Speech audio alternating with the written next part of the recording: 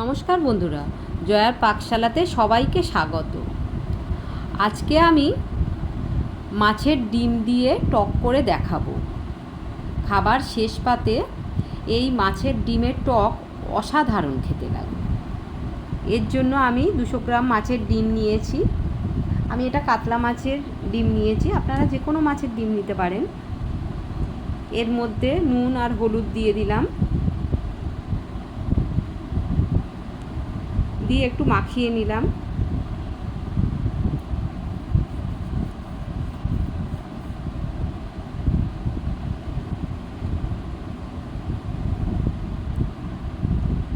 একটা কড়াই বসিয়ে নিয়েছি, কড়াইটা গরম করতে দিলাম। আর নুন হলুদের পরে আমি হাফ চামচ লঙ্কার গুঁড়ো দিলাম। লঙ্কার গুঁড়োটা দিলে ডিমটা খুব সুন্দর ভাজার পরে খেতে লাগবে।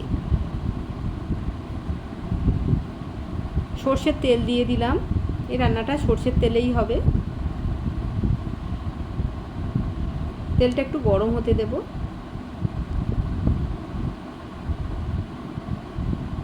কড়াইতে সামান্য একটু হলুদ দিয়ে দিলাম। এটা একটা ছোট্ট টিপস, কোনো মাছ ভাজার আগে তেল ছিটকে যাতে না আসে, তাই জন্য একটু হলুদ দিয়ে দিলে তেলটা খুব কম ছিটকে গায়েতে আসে।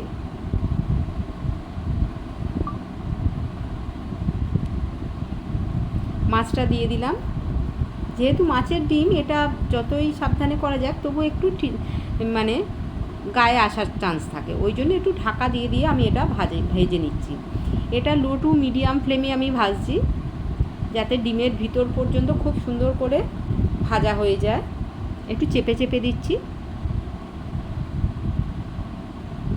চেপে চেপে দিলে মাছটা ভিতরে একদম কাঁচা থাকবে না, খুব সুন্দরভাবে ভাজা হয়ে যাবে। আরও একবার ঢাকা দিয়ে দিলাম।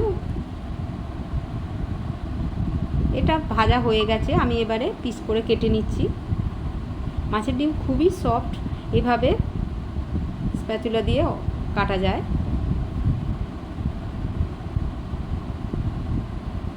আমি এইভাবে চৌকো শেপে কেটে নিচ্ছি, আপনারা আপনাদের পছন্দসই শেপে কেটে নিতে পারেন।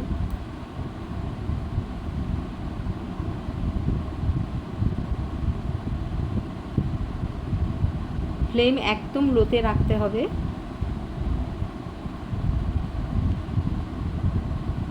সব পিসগুলো করা হয়ে গেছে, আমি এবারে এগুলো তুলে নিচ্ছি।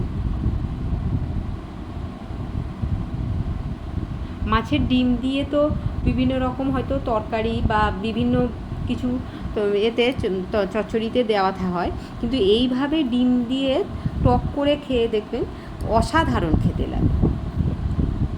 এই গরমে যখন কিছুই ভালো লাগে না, এইভাবে মাছের টক মুখে রুচি ফেরাতেও সাহায্য করে। আবার কড়াই বসিয়ে নিলাম, নিয়ে অল্প একটু সর্ষের তেল দিলাম।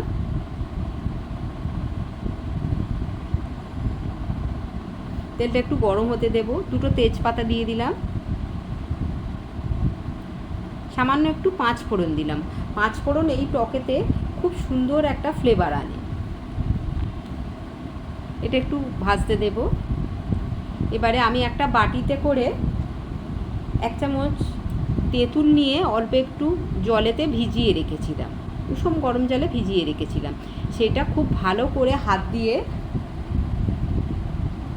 ঘষে নিয়ে সেই জলটা ভালো করে বের করে, আর চিবড়েটা বের করে দিলাম। তবুও এর মধ্যে একটু চিবড়ে থাকতে পারে, ওই জন্য আমি চা ছাঁকনি দিয়ে এটা ছেঁকে দিয়ে দিলাম।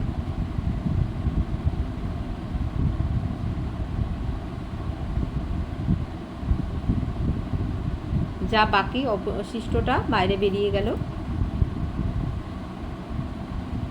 আরও একটু তেঁতুলের কাদ আছে, ওই জন্য একটু ভালো করেই এটা দিয়ে দিলাম। এবারে বড় বাটির 1 বাটি আমি জল দিলাম, দিয়ে এটা ফুটতে দেব। আপনারা যদি একটু কম খান তাহলে আরেকটু জল কম দেবেন। সামান্য একটু হলুদ দিয়ে দিলাম, হাফ চামচেরও একটু কম। আর কাশ্মীরি লঙ্কার গুঁড়ো হাফ চামচ দিলে এটা খুব সুন্দর একটা কালার নিয়ে আসবে। এখানে চিনি দিয়ে দিলাম 2 চামচ।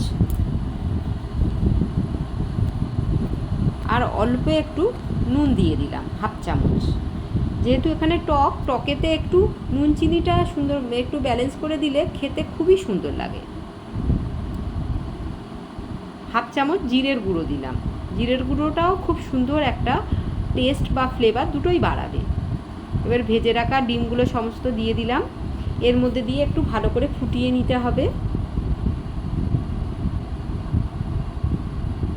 এইভাবে আমি 3-4 মিনিট ফুটিয়ে নিয়েছি।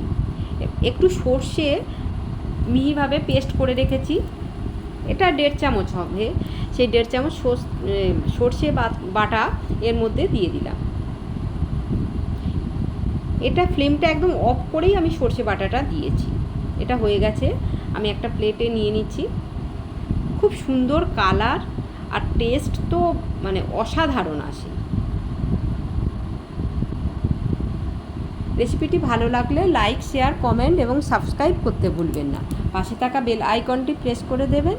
আমার নেক্সট ভিডিওর নোটিফিকেশান সবার আগে আপনার কাছে পৌঁছে যাবে। কেমন লাগলো অবশ্যই জানাবেন।